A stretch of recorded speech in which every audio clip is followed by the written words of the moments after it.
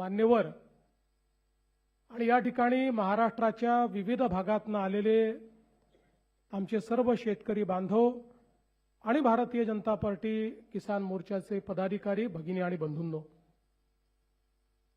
मी सर्वप्रथम आपल्या सर्वांचे अतिशय मनापासून आभार मानतो की आज आपण या ठिकाणी माझ्या सत्काराचा कार्यक्रम आयोजित केला। खरं म्हणजे मी जीवनामध्ये फार कमी सत्कार स्वीकारतो, शक्यतोवर सत्कारांपासून दूर राहतो, पण ज्यावेळी किसान मोर्चाने आम्हाला सत्कार करायचा आहे असं सांगितलं त्यावेळी मला एक संधी दिसली की या निमित्ताने महाराष्ट्रातल्या शेतकऱ्यांशी संवाद करता येईल, दोन गोष्टी त्यांच्यापर्यंत पोहोचवता येतील आणि म्हणून मी हा सत्कार स्वीकारला। आणि मी विचारलं कुठे घेणार, म्हणाले आम्हाला मुंबईला घ्यायचं आहे। अरे मी म्हटलं तुम्ही शेतकऱ्यांचा कार्यक्रम घेताय आणि मुंबईला घेताय, तुम्हाला घ्यायचा असेल तर कुठल्या तरी विभागात घेऊया। पण आमचे अध्यक्ष आणि संजय कुटेजी यांनी मला असं सांगितलं की महाराष्ट्राच्या राजधानीमध्ये येऊन आमच्या शेतकऱ्यांना प्रातिनिधिक स्वरूपात का होईना पण हा सत्कार मुंबईमध्येच करायचा आहे। मी त्यांना हो म्हटलं आणि आज हा सत्कार आपण केला।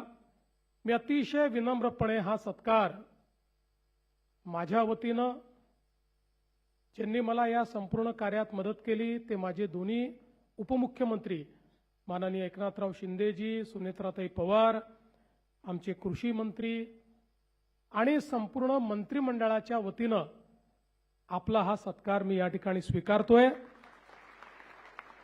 आणि या सर्व शेतकरी बंधू भगिनींचे मी अतिशय मनापासून आभार मानतो। खरं तर